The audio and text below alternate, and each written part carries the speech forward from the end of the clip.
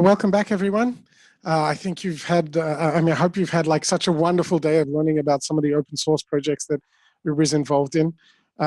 This is the final session right now, and it's my pleasure to introduce Zoubin Ghahramani to you, who'll be giving our final keynote address on machine learning, AI, and open source. Zoubin and I go back a long way. I remember when I was a young budding PhD student and I went to my first major ML conference. And at the time, Zoubin was working on some really cool stuff around semi-supervised and active machine learning. And I remember looking up to him and asking him questions and learning from him. And at the time, there were, machine learning at the time was not as popular as it is now. ICML, the major conference, did not have thousands of people, small number of hundreds of people. And really at the time, there were not a lot of people of Middle Eastern descent who were in the field. So I always looked up to him. Cut to 20 years later, and I'm working at Uber, and it's such a privilege for me to be working with Zoubin again. For those of you who don't know Zoubin, he's one of the foremost people in machine learning globally. He's chaired the two top conferences in machine learning, ICML and NIPS, multiple times. He's a fellow of the Royal Society in London. And the thing that I've always loved about his research is that it's very broad. It doesn't just focus itself on one area. And it's also been about building bridges between different areas. So he's built a lot of bridges between statistics and machine learning and found ways to combine the two techniques that have really opened people's eyes to the possibility. With that, I'll hand it over to Zoubin.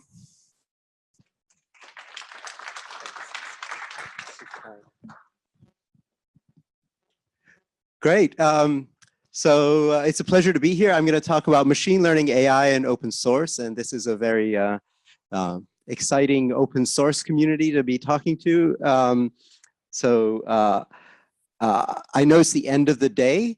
You guys have all had a long day. I hope I can make this entertaining and interesting. Certainly, these are topics I'm very passionate about.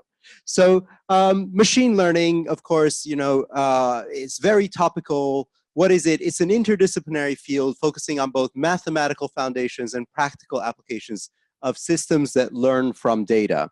It draws from many disciplines, as Walid said. I see lots of commonalities between things that people do in many academic disciplines, as well as many kind of job functions in a tech company. Now, at a very high level, and don't worry, this will get much more technical and exciting, and I will talk about open source at some point, but at a very high level, how does machine learning work? Well, in traditional computer programming, we program computers by giving detailed instructions for what to do. This results in a very step-by-step, predictable, fragile recipe, essentially. In machine learning, what we do is we give the computer lots of data and examples of the sort of inputs and outputs, the behavior that we want the system to perform, and an algorithm that finds patterns in data. And what that results in is a more statistical, less predictable, sometimes more robust, sometimes less robust, pattern matching behavior. So that's at a very high level. And of course, the title of my slide was Machine Learning, AI, and Open Source. These terms, machine learning and AI, are used a lot these days. AI used to be very unfashionable. And when I was a grad student, the term machine learning wasn't even really popular at all. So terms come and go, but it's important to see the relationships between a lot of different areas of knowledge as well as application areas. So I borrowed this slide from a colleague of mine who's at Cambridge University, and his name is Rich Turner. He put this slide together, which looks very complicated, but I'm going to walk you through it because I think it's important. People get terms pretty muddled up sometimes. So we have theoretical foundations, and statistics is part of that. So statistics is the mathematics of learning from data. And then other fields like signal processing, this is an incomplete list. Other fields like signal processing, control theory, machine learning, there are many, many fields that sort of relate to the theoretical foundations of getting systems that learn from data. And in some of those fields, the focus traditionally has been on simple models with few parameters and theoretical guarantees. That's what you find in a statistics textbook. And in other fields, like in machine learning and, for example, deep learning, which is a type of machine learning. People look at complex models with many parameters and rather fewer guarantees. So that's sort of on the foundation side. And then the question is, well, what do you apply these things to?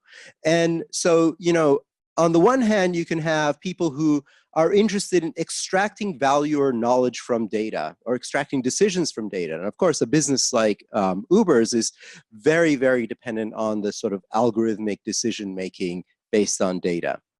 But even like the basic sciences, if you think about like what a biologist might do, or you know, a chemist, or you know, an economist, those fields of science are all about understanding questions that you can answer from data.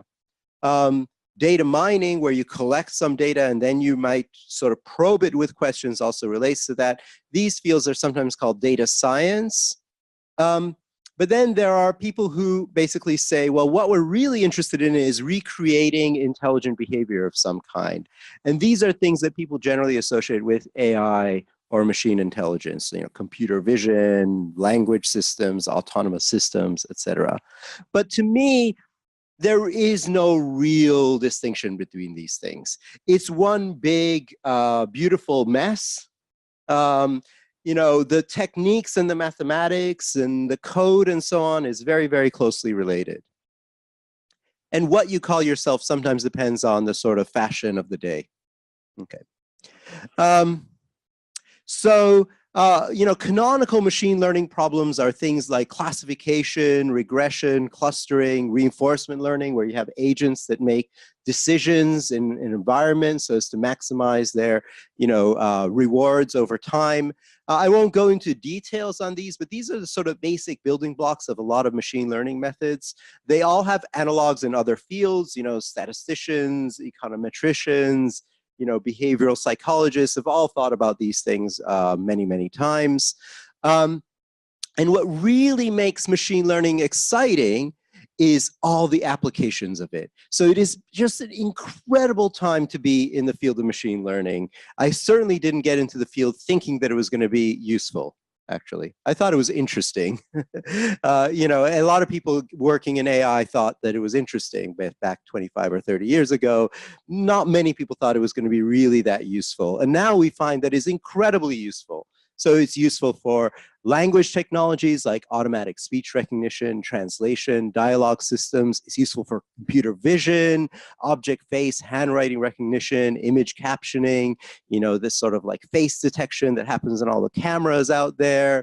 You know, the captioning, these are some spectacular results where it seems like just from the pixels, a computer can come up with actually really pretty compelling text captions of images it has never seen. I mean, it's almost like magic. People were like stunned that this could be possible. I'll tell you what the secret was later. It's really important for scientific data analysis, you know, biology, astronomy. It's important for recommender systems. It underlies, you know, all those recommender systems we all use all the time. Of course, autonomous vehicles. You know, something that the idea of which has been around for many decades. This is a slide from Alvin, a famous CMU autonomous vehicle from 1989. And, you know, the slide says, drives 70 miles per hour on highways. And it used a little neural network that looked like that, which is a little scary, honestly, for 1989. Fast forward to now, and, you know, we have, of course, you know, leading companies like ourselves really trying to push the boundaries of self-driving vehicles. Robotics, this is an image from one of my colleagues here at Uber AI who built an algorithm for robots that heal themselves after damage using machine learning methods. This was on the cover of Nature magazine. Computer games, I'm sure you're all aware of the breakthroughs that folks at DeepMind had on Atari games, playing at superhuman level. Then they went on to tackle Go, a really very difficult game. This is a game, I don't know how many people know what this is a screenshot of. Does anybody know? This was an interesting breakthrough a little bit after the Go breakthrough by a different team. this is actually poker, and the brains are a team of humans, world-class human poker players, and Libratus was an AI algorithm developed at CMU, basically destroying the humans. So the numbers in parentheses are losses. And poker is a particularly interesting game compared to maybe Go or Atari because it's a psychological game. There is a lot of hidden state, and it involves bluffing or deception to win. So, computers are good at all these things as well. And things like financial prediction, automated trading, etc. So the list goes on. All of these applications are sort of being unlocked by the use of machine learning methods. And if you read the media stories around machine learning, and in particular deep learning is an area that really feels very inspired by the human brain. So a lot of people have been talking about AI inspired by the human brain. I'm just going to spend one slide on this topic because I actually find it really interesting and amusing personally. I spent part of my career as a computational neuroscientist. That was what my PhD was in many years ago. I was really interested in understanding how the brain works. I gave up, it's too difficult. AI is much easier. But one of the interesting things about the human brain is actually that it's terrible. Okay, we really don't want to have AI modeled by the human brain. We're pretty good at certain things, but there are a lot of things we're not very good at. So we store very little information about the world. I've estimated that the mutual information between the inside of the brain and the outside world that comes in through the senses and your genome is only about 2 terabytes, maybe give or take a factor of 10, but not wildly more than that. Human reasoning is pretty flawed. We're not very good decision makers. We're not good at estimating probabilities and risk. Human perception is quite limited. We see certain kinds of patterns. Our communication is very low bandwidth. Think about my communication to you versus a sort of standard Ethernet cable or something like that right now. On many tasks, computers are way better than us. And, in a sense, rather than thinking about AI for matching human behavior, let's really think about all of the things that we can unlock with AI and machine learning to complement ourselves. So really, humans and machines working together to achieve things that humans alone would not be able to achieve.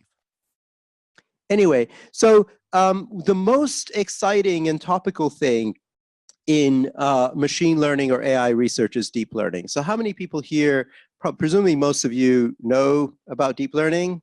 Raise your hand if you know about deep learning. Raise your hand if you've coded something up with deep learning and run some experiments. Okay, good. Raise your hand if you haven't. Okay, right. You always have to ask both questions because some people will not answer, and then you can get a relative, relative ratio of both. Okay, so deep learning, this idea of neural networks. These are basically ways of building tunable nonlinear functions with many parameters. So essentially what you do is you want to learn some sort of mapping, like for example, from the pixels in an image to the labels of the objects in the image. And the way you do that is, like I said, in machine learning, you throw lots of data at a system, but then you need to tune that system so that over time, it makes fewer and fewer mistakes. So this is the most simple form of supervised deep learning. You have a mapping from pixels to these labels through multiple layers of computation. It's called deep because there are many layers of computation. The layers are organized into things people like to call neurons. They have nothing to do with biological neurons, but they're nice, simple computational units. And there are weights or parameters connecting these layers together that can be tuned to reduce errors over time. And if you throw 1 million or 10 million or 100 million pairs of images and labels at a system like that and tune the parameters, eventually it gets the labels right most of the time, or a very large fraction of the time, on data it has not seen before. So that's how that image labeling happened, right? It wasn't magic. It was just that you could actually throw 100 million examples of something at the deep learning architecture and eventually would generalize reasonably without really knowing what's going on in the image. Okay, so that's deep learning, and it's generated a huge amount of excitement. I mean, it's insane, the sort of explosion of excitement in the field. And the funny thing is that when I came into the field of machine learning in the mid '80s, and my thing that got me excited was neural nets at the time, which is the same sort of thing as deep learning. There was a previous wave of excitement in the mid '80s and early '90s. And what's really changed since the '80s and '90s is these things. There have been some architectural and algorithmic innovations. In other words, people have figured out how to do many layers. People have figured out certain kinds of units to use or regularization methods, whatever technical tricks they've developed. There are a few of those things, and there are more and more of those innovations. But really, there are a bunch of other things that I think have been more important than the innovations. There haven't been really these spectacular, brilliant inventions. There aren't these like superstar researchers that came up with this really clever idea. No, honestly, it's mostly the brute force that you get from vastly larger data sets.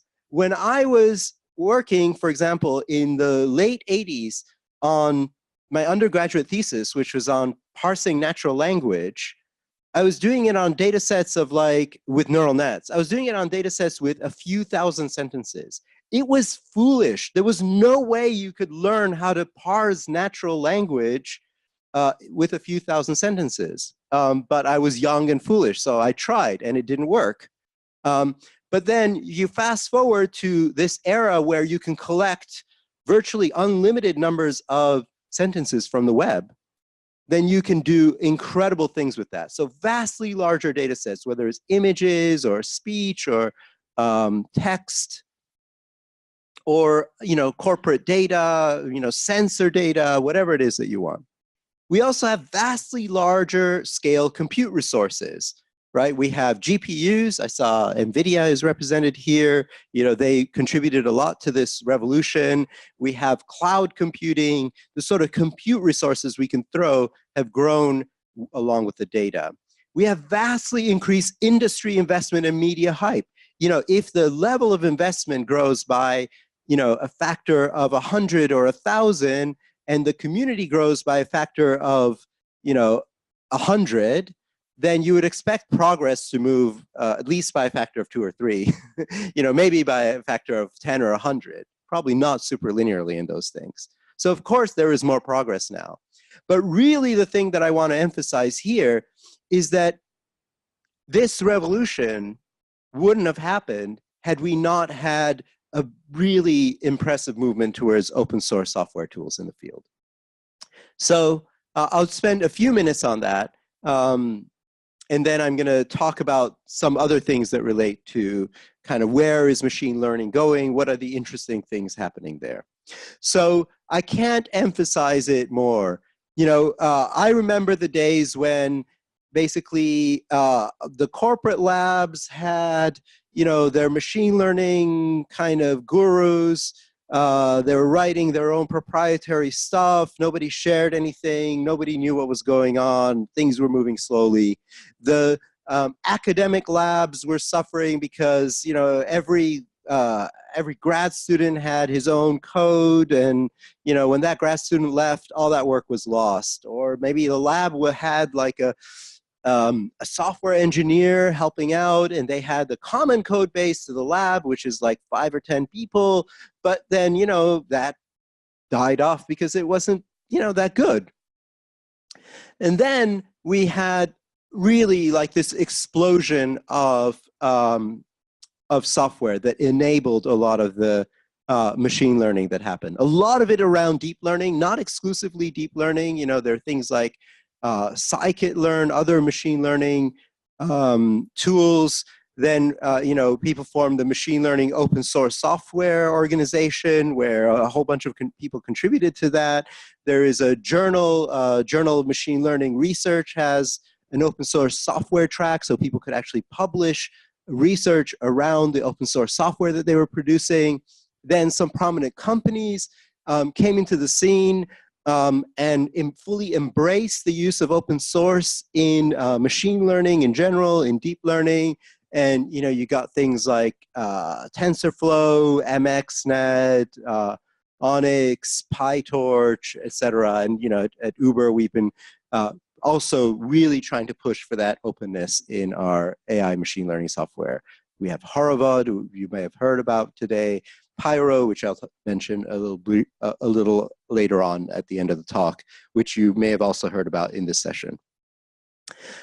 So open source was absolutely central to the AI machine learning revolution. And that's really, I think, the hope of a lot of people in the open source community. Of course, not every project was successful, right? But that's the beauty of the open source community. People contribute. The projects that really end up being useful, they keep growing in their impact. Okay, so let me go back to the narrative around machine learning and AI. So I talked about how incredible deep learning was in terms of powering a lot of the machine learning advances, these breakthroughs in the last few years. But deep learning, have we hit peak deep learning? I don't know. Maybe we have. Okay, and the reason is that right now we have these incredible tools, a lot of which power deep learning. By the way, I'll say one of the things that really helped is automatic differentiation. So a lot of what deep learning depends on is you write down a sort of model, something like this, but then to tune it, what needs to happen is that the errors that the model makes need to propagate down to changes in these weights or connections. And the way you do that is through a bit of, simple calculus, the chain rule. People used to do this manually, and it was error prone. It was a nightmare. I remember doing it myself. And then after a while, people figured out, oh, you can actually just write down the model and get the computer to take the derivatives for you. So now you can do deep learning without knowing calculus, which was certainly not the case, when I was growing up. So automatic differentiation has been a great empowerer of this. The integration with GPUs and other sort of hardware architectures has been greatly empowering. The very powerful use of distributed computation is also hugely empowering. So deep learning is all the rage. And of course, I'm one of these people where if everybody thinks this is the most popular movie, I'm going to not like it and tell you why I don't think it was a good movie. So I'm going to tell you some of the limitations of deep learning. Deep learning methods are incredibly data hungry and compute intensive. And this is a problem because while in speech and natural language and computer vision, we may have huge data sets, there are a lot of scenarios where we don't actually have huge data sets.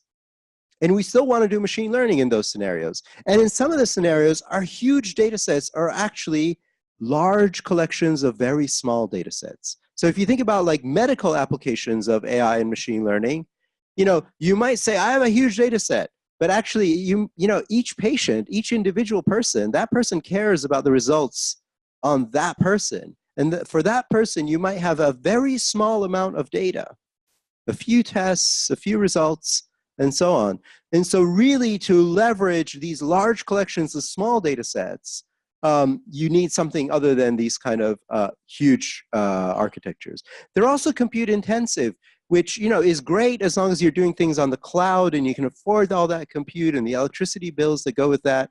But a lot of things need to be done on the edge, on mobile devices and things like that. And there we're talking about battery power, we're talking about electricity consumption, and we want to have things that are less compute intensive. Deep learning methods are incredibly poor at representing uncertainty. So the thing that happens is they'll just confidently make predictions or decisions about whatever garbage you throw at them. And that's fine if you're doing image classification and all you want to do is beat some benchmark and publish a paper. But it's not fine if you're using your deep learning algorithm in the context of a decision that affects people, and where making a mistake, confidently making a mistake can be a really detrimental thing. So we need architectures that better represent their uncertainty. Deep learning systems are also uninterpretable black boxes. They're lacking in transparency and difficult to trust. So, you could say, well, here's my deep learning architecture that is making decisions about, parole or medical, decisions or something like that. And it makes a decision and somebody might want to know, well, why did it make that decision? And whether it's for legal reasons or regulatory reasons, or ethical reasons, or for consumer confidence reasons, having a bit of transparency and interpretability is not a bad thing. And so people need to work on unlocking those. Deep learning systems are also easily fooled by adversarial examples. So adversarial examples are, I'm about to show you one actually. So how many people have seen this kind of thing? Raise your hand if you have. A few people. Okay, good. So we're going to have some fun with the people who haven't. This is a school bus, and this is a dog. And if you train a deep learning architecture to do image classification on these categories, it'll figure out this is a school bus and this is a dog. Even though it may not have seen them, it'll classify them correctly. Now, if you add a tiny bit of pixel perturbation to this, carefully chosen pixel perturbation to this school bus, then you can get the deep neural network to confidently say that's an ostrich. Okay? Now we, with our visual systems, and I know this picture is a bit fuzzy, but trust me, we can't really tell. There's no ostrich in here. We can't really tell the difference between this image and this image. But this one is confidently classified school bus. That one's classified ostrich. Similarly, I add a little bit here, and now this one's classified ostrich. In fact, I could take any category I want and make the neural net confidently classify any image I want into that category. That's how bad the situation is. By adding a small amount of pixel perturbation that's carefully chosen for that neural network, granted. But what it tells us is, first of all, we can't trust the predictions of these things. Certainly, certainly not the confidence in those predictions. That they're hackable in this somewhat perturbing way, and they're not intuitive. They're not doing things the way we think they're doing them. We see this example. We're like, wow, it really understands school buses. It got 98% correct on all the school buses in my training and test set. That's incredible. No. It's not incredible. It's the power of vast amounts of data, and it's actually doing it in a very, very unintuitive way. It really doesn't understand school buses. So I mentioned these limitations. I'm not the only one who appreciates these things. Other people have talked about these things. I like to talk about them a lot because it's more fun than saying how great they are. There are many, many people working on these things, including here in our AI research organization, Uber AI, and many other industrial and academic research labs. So I want to kind of shift your mentality away from machine learning as this black box that you tune to large amounts of data. I want to make you think about a different view of machine learning, and this is really closer to home for me.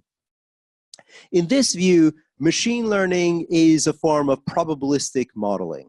Okay, so what do I mean by modeling? A model describes data one could observe from a system, and then if we use probability theory to express all forms of uncertainty and noise about our model, then we can use inverse probability theory to allow us to infer unknown quantities and make predictions and learn from data. So it's basically using some basic mathematics to think about what does it mean to learn from data. And this is not just about computers learning from data. This is also maybe a good model of how we should analyze scientific data or understand human learning. So this is Bayes' rule, the sort of driver of this thing. It's a way of, it's a basic rule of probability theory going back to Reverend Thomas Bayes, who's ghost is in the background of this slide, if you can see him, from the 1700s. Bayes' rule is a way of taking our prior beliefs about hypotheses or models and combining them with data and getting a posterior belief about hypotheses or models given the data. So that transformation from prior to posterior is what learning is from this point of view. Now, when I talk about data, I mean any measured quantity. And when I talk about hypotheses, I can mean any uncertain quantity, any unknown quantity. So to give you a concrete example, let's say the hypothesis I want to know about is, in the context of Uber, where is the rider? Okay, so where is the rider in the real world? The rider has called a car. Now, what do I have? I have GPS signal from that rider. I may have other signal as well. I might have Wi-Fi signal. I may know something about like where the nearest Starbucks is. I may know where the road is. I may have a map around me. I may know what that person's, general kind of pattern of movement might be, or generally what patterns of movement in that part of town might be. So the data and the prior knowledge comes from all of these other sources. And what you're trying to do is infer something like the location of that person in the real world. So sensor fusion, that sort of thing. Okay. But you can apply this to any kind of machine learning. What is the label on this image, for example? Now, we end up using a lot of probabilistic modeling. So in the sort of next few minutes, and I'm close to wrapping up. I don't want to get in the way of happy hour. I know like being at the end of the day and before happy hour is probably a really bad time to sort of bore you guys all with things. But I want to tell you, of course, we're here at Uber and I'm at Uber. And I want to tell you how AI and machine learning fits into the bigger picture at Uber. So AI and machine learning are just absolutely central to Uber's mission. They're really at the algorithmic heart of the company, and they're a key differentiator for us. So what do I mean by that? Well, machine learning, AI, when I talk about them, I'm not talking about a single method or like, decision trees or deep learning or using TensorFlow or anything like that. I'm really talking about this whole path that goes from data through algorithms to making predictions and optimized decisions. So that whole pipeline just lives at the heart of our ETAs, our traffic modeling, predicting the supply and demand of drivers and riders, natural language for our customer service and conversational AI systems, fraud, security applications, sensor intelligence, location, that sort of problem that I just described. Of course, autonomous vehicles, even our financial planning, pricing, incentives, restaurant recommendation, et cetera, et cetera. So at the heart of a lot of the things that we do at this company are these ingredients. And so really to solve these problems, we need a whole range of AI, machine learning, and data science tools. And we've basically tried to encourage a diversity of expertise and techniques across our larger data science, AI, and ML communities at the company. And it's not really, we're also not a generic AI user. We're not like, just some company that has some data, wants to extract some value from it. There are many companies like that. Of course, every company is special, but I actually think that Uber is very special in some ways.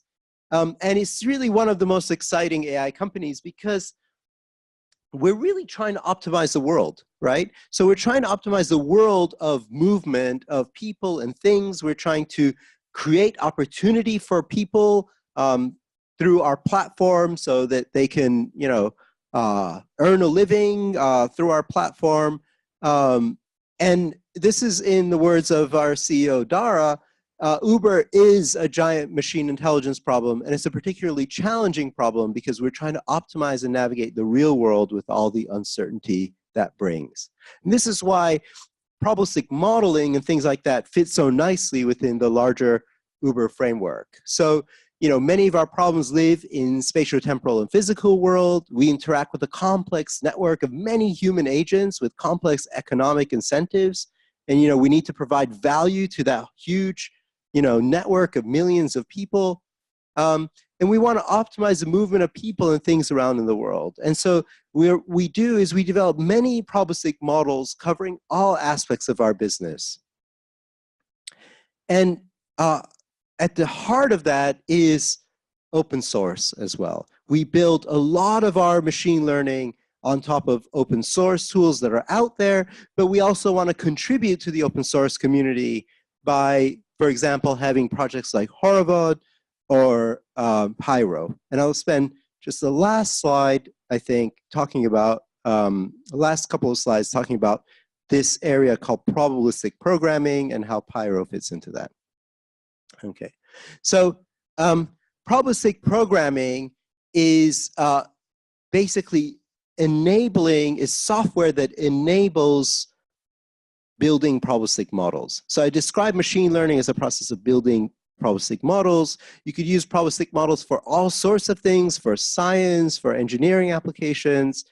And a probabilistic programming language is a way of expressing a model as a computer program that could generate some data. If you think about it, like that's what simulators do. If you have a climate simulator, or an economic simulator, or a city simulator, for example. And then what probabilistic programming algorithms do is they allow you, just like we have the idea of automatic differentiation that I described as really empowering the deep learning revolution, in probabilistic programming, what you have is essentially the automatic application of Bayes' rule on simulators. So here's this, I'm going to describe it abstractly like this. You have a simulator. That simulator generates some simulated data. Now you get some real data. And well, what do you want? You want to make your simulator better. You want to make your simulator match the statistical properties of the real data. And as I described before, the way you can do that is think about Bayes' rule. Your simulator may have some parameters. You want to find out the distribution of the parameters of your simulator given the data. But you want to not do that manually. You want the computer to do that for you.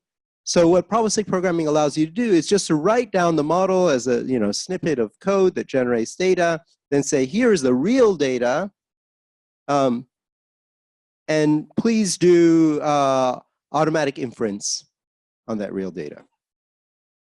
And so a lot of people, including myself, my teams, sort of, when I was at Cambridge University, I had a team working on probabilistic programming. Then here at Uber, we've developed a probabilistic programming framework in collaboration with a team at Stanford. A lot of people have developed these probabilistic programming languages. The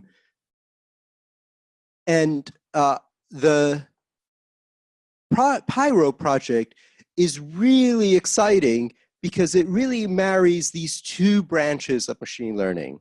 So I talked about deep learning. What deep learning allows you to do is build in these flexible functions that you need to learn from images and text and speech and things like that. What probabilistic modeling allows you to do is to handle uncertainty, to build in prior knowledge, to handle the small data use cases, etc. And Pyro is a deep probabilistic programming language, and it's a universal probabilistic programming language in the sense that universal means that anything I can write in a Turing-complete language that calls random numbers is a valid probabilistic model. Okay, in a sense that is sort of, you run that code, it calls the random number generator, it's a probabilistic model of something. It might be garbage, but the set of probability distributions that you can express with Turing-complete language is sort of an expression of computable probability distributions. And so universal probabilistic programming languages allow you to write any simulator, any probabilistic model you want. And then the hope is you can do automatic inference. Of course, you can write down something for which automatic inference is completely intractable.